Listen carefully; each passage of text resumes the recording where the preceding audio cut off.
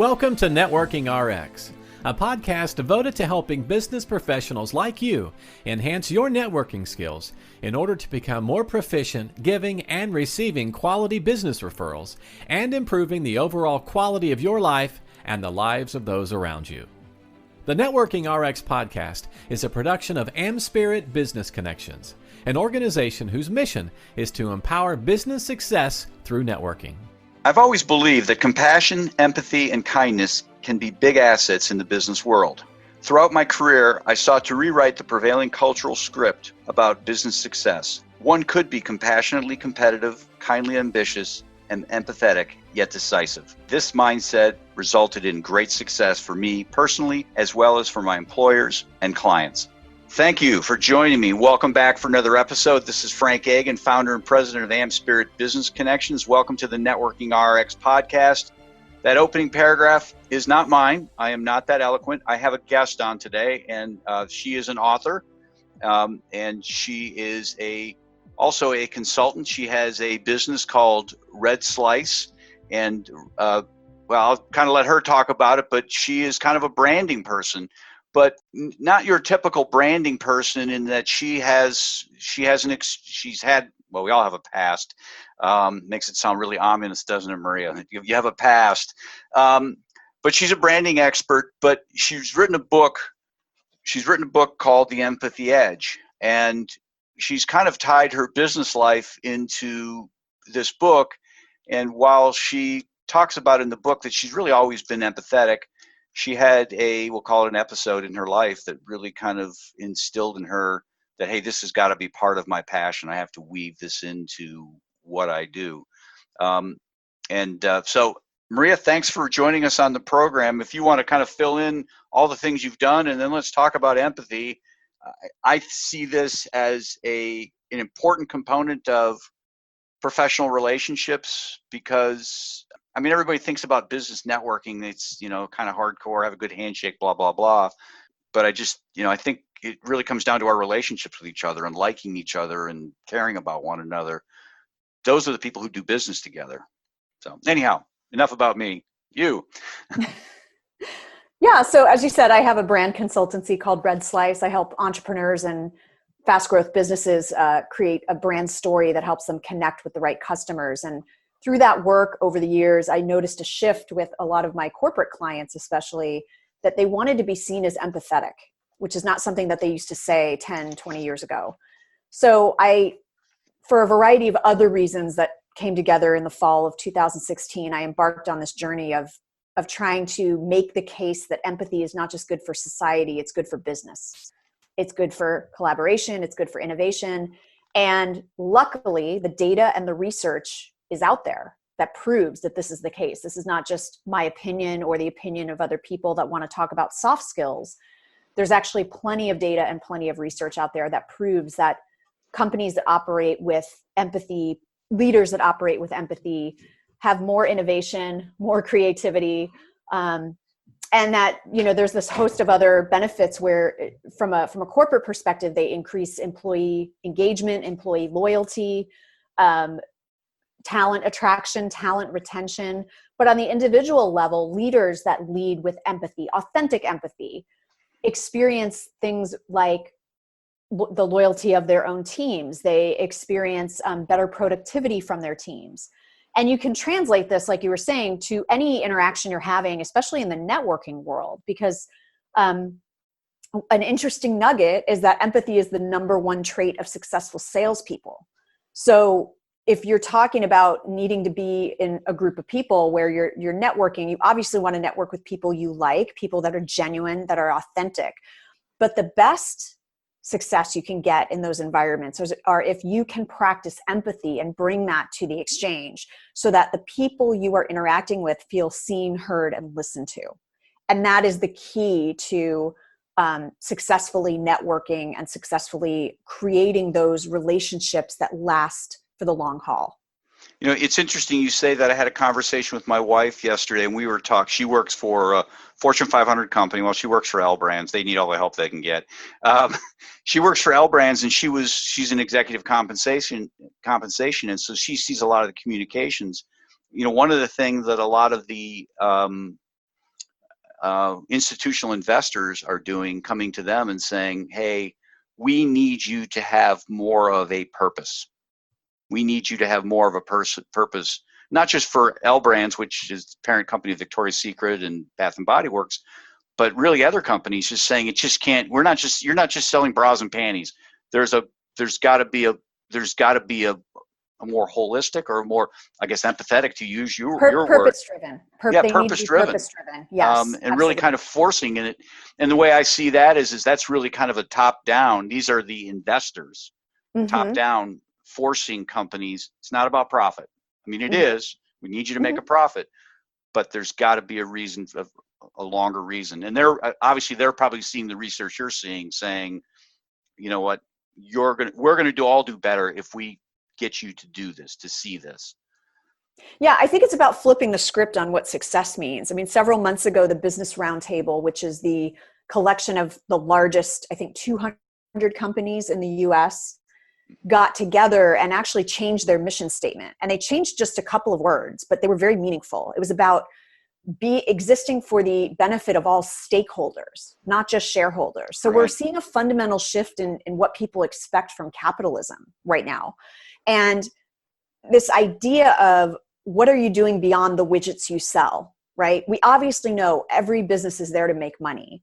Right. But what's exciting is that companies are starting to see that if they do reconnect with their purpose, if they do interact positively with the community, if they do right by their customers and their clients, they're actually seeing exponential success in terms of, there's data about their share prices going up. There's data around how much each customer will spend with them. There's data around, especially in tough times like right now, what is that customer loyalty? What is that bond that's going to enable you to stick with a company through the bad times, right? So we're seeing a fundamental shift to what the common understanding of business and capitalism is. And I'm pretty excited by it. Now, yes, of course, there's people that are adopting this because they're seeing the data and they're going, yeah, I want to increase my profit and my bottom line. I want to get as much as I can. The whole reason I wrote the book was for those people, because I don't care what gets you to empathy.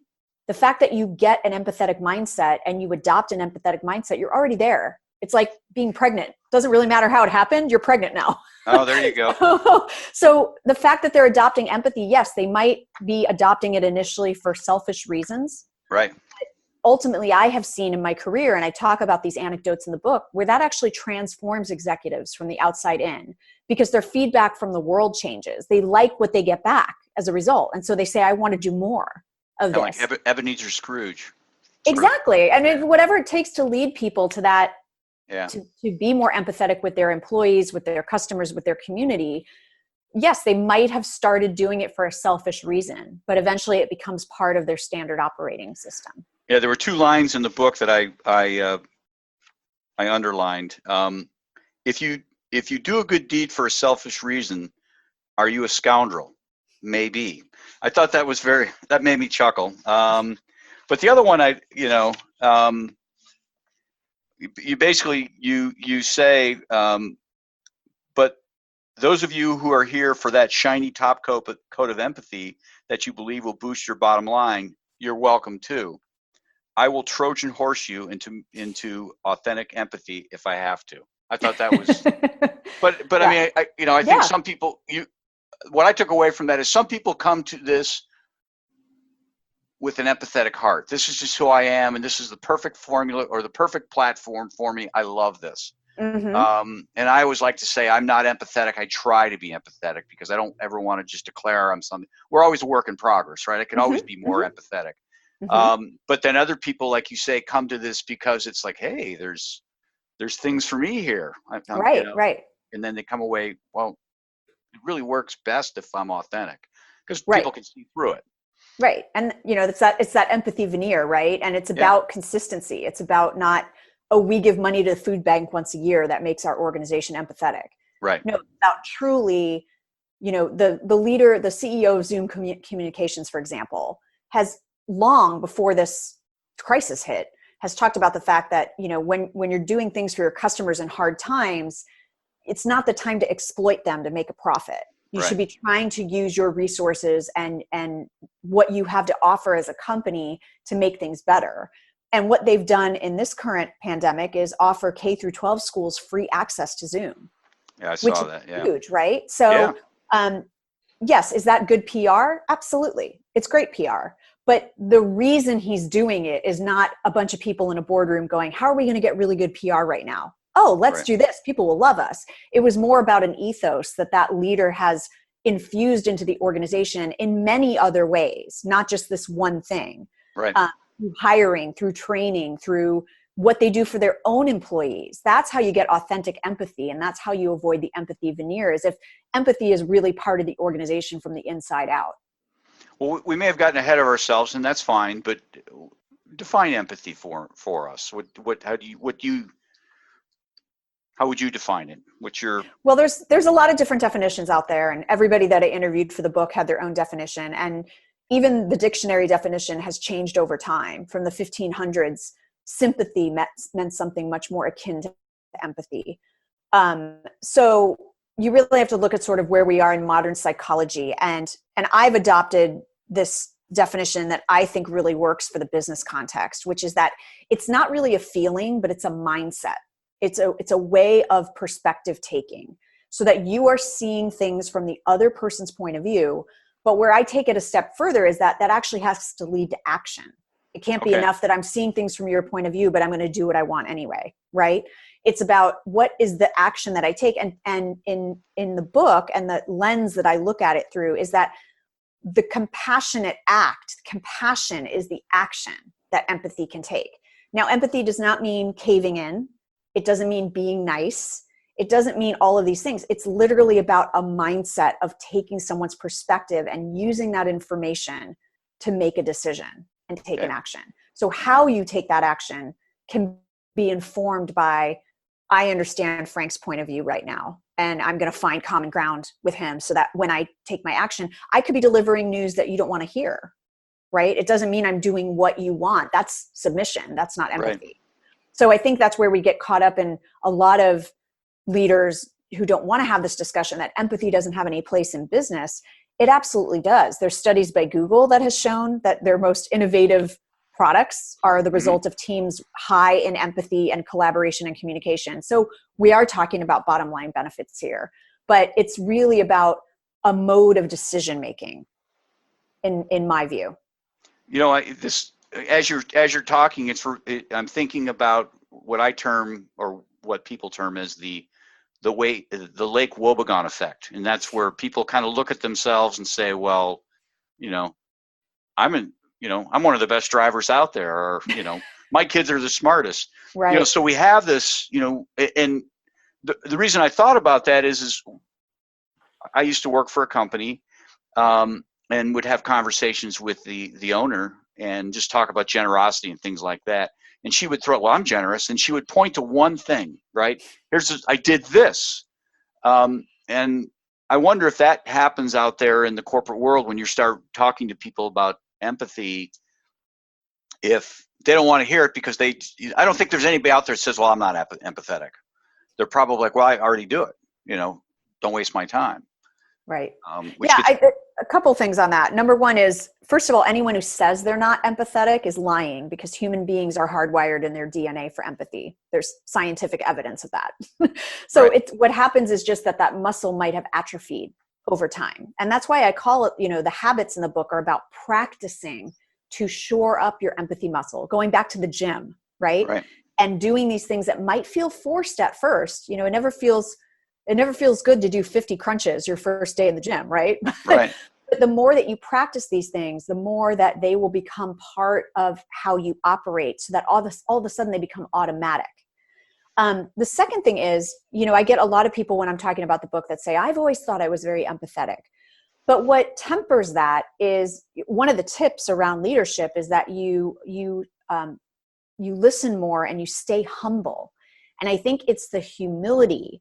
Even if you say, I am, empathetic. I discovered when I started writing this book, I did a Strengths Finder assessment, and empathy was one of my top strengths. I don't know that I ever would have said that to you if you'd asked me what my strengths were in the past. Right. But then when you piece together, like, what that looks like in action, you start to go, oh yeah, maybe there are these situations, not every situation, but maybe there are these situations in my work life or my personal life where I have been very empathetic. So it's about that self-awareness of, you can say you're empathetic, but if you have a humility around that, like you said, like where you're always learning, then I think that tempers the boastfulness of that claim of like, well, I'm already doing this right and I'm already empathetic, right? If you even are saying I'm already doing this right, you're already showing you're not empathetic. Right. Well, you had said anybody who says they're not empathetic is kidding themselves. Yeah.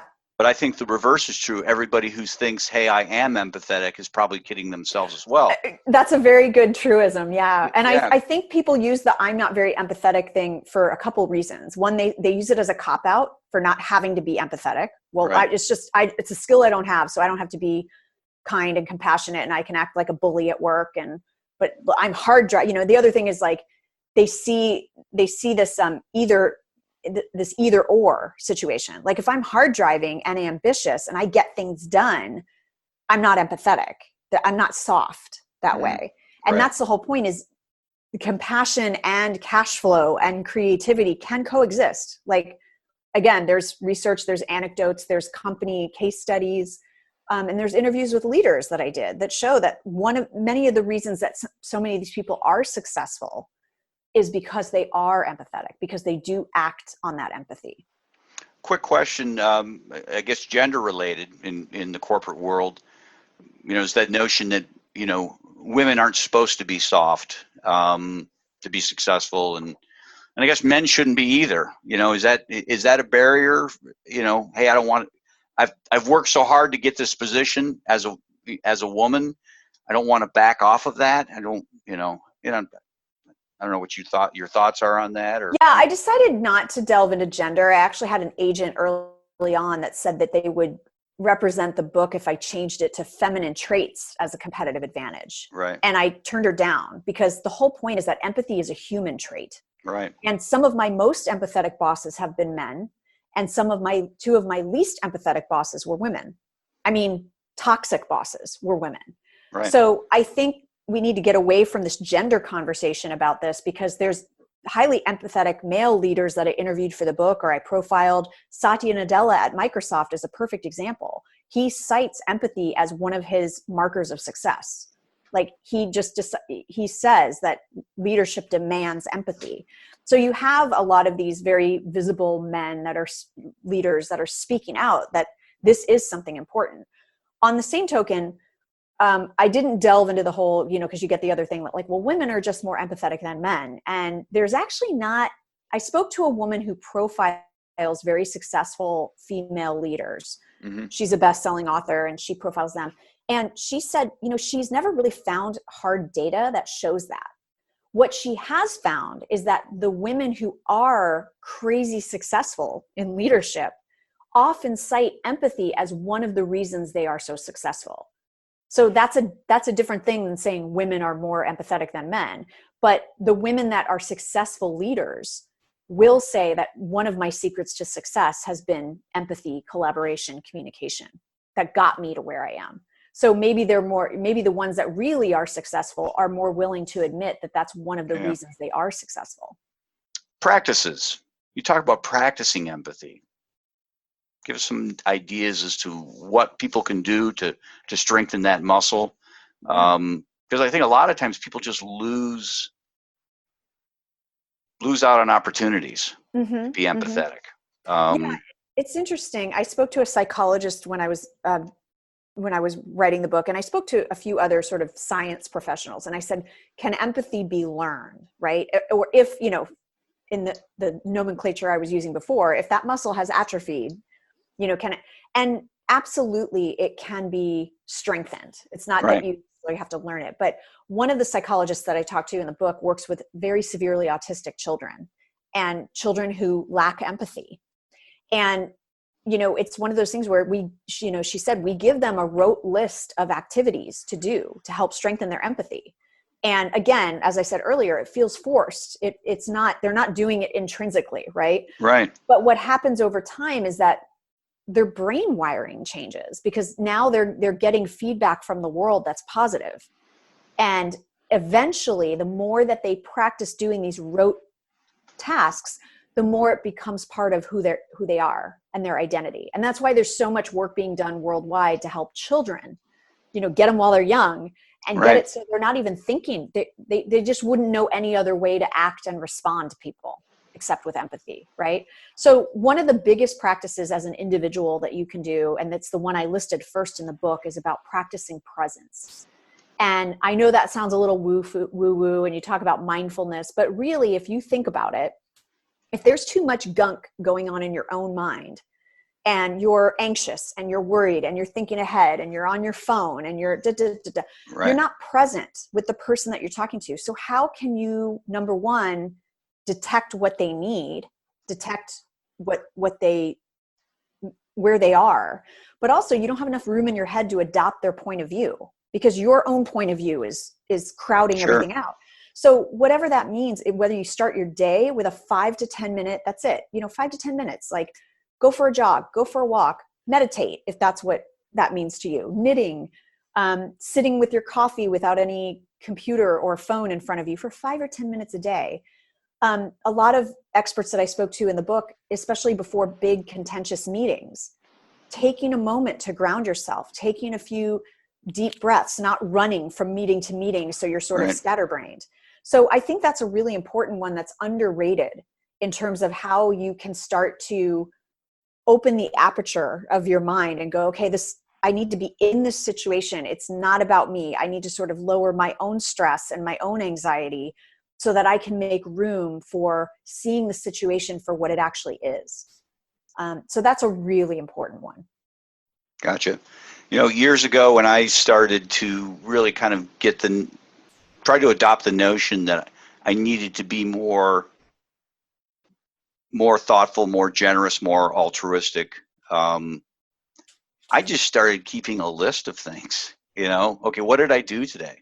And just looking back, and I call it the giving journal, and I just started jotting things down, and I just found in time that I started looking for things, and you kind of, your antenna goes up, Yeah. You're more conscious. Yeah. Right.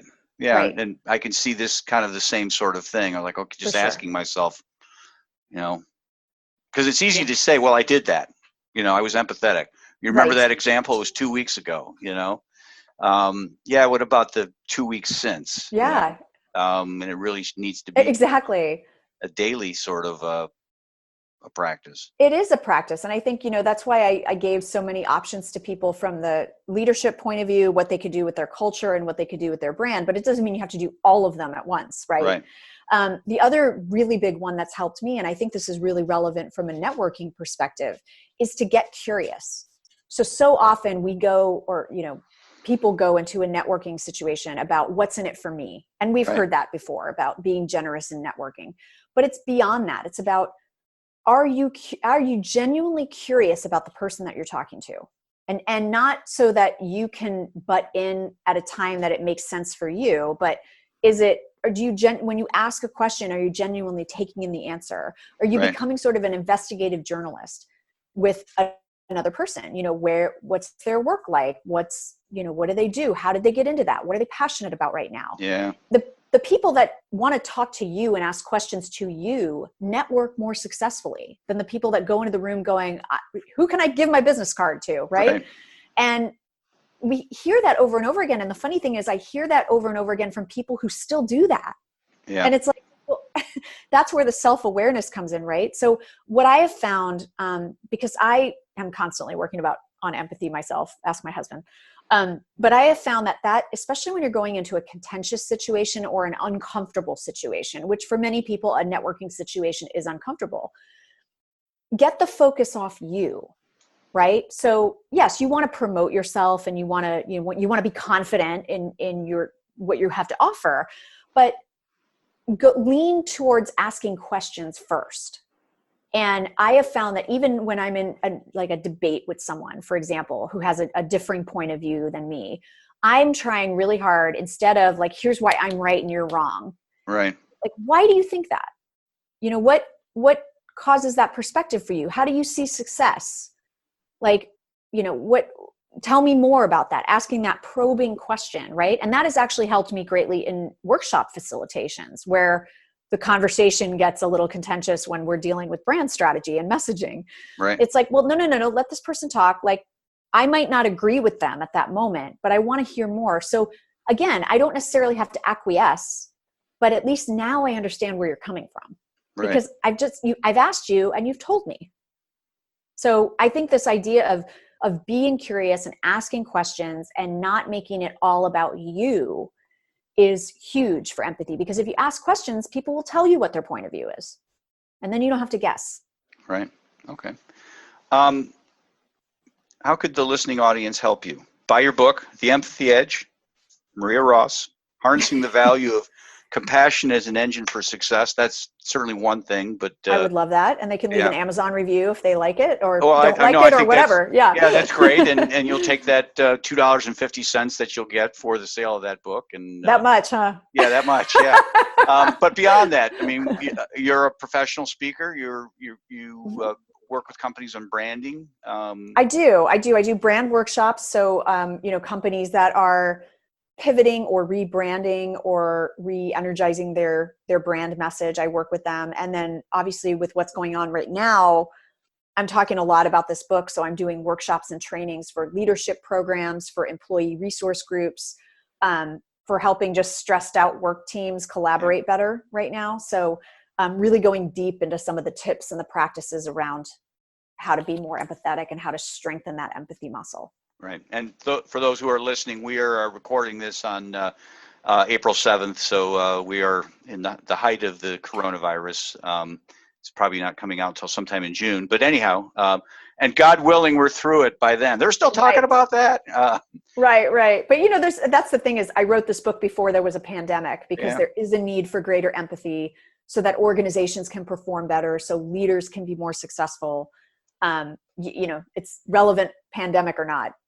Well, I mean, as I said before we hit record, this is a timeless book. I mean, this, this would have been relevant. Certainly not the stories would have been relevant, but 100 years ago, 200 years ago, and 200 years from now, it's relevant. It's part of the human condition, empathy. Absolutely. Yeah. What's the best way to get a hold of you? So folks can check me out at my hub, red-slice.com. That's my website, my blog. Sign up for my email newsletter to get insights and inspiration on a periodic basis.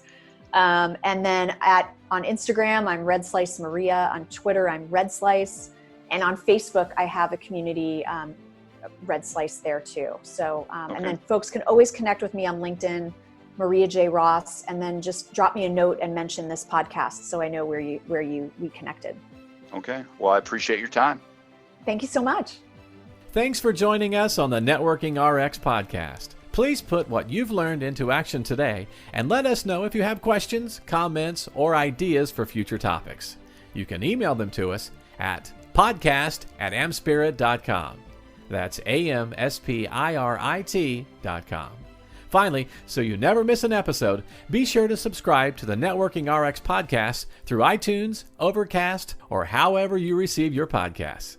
Now get out and network with someone. The Networking RX podcast is the copyright production of AmSpirit Business Connection. All rights reserved.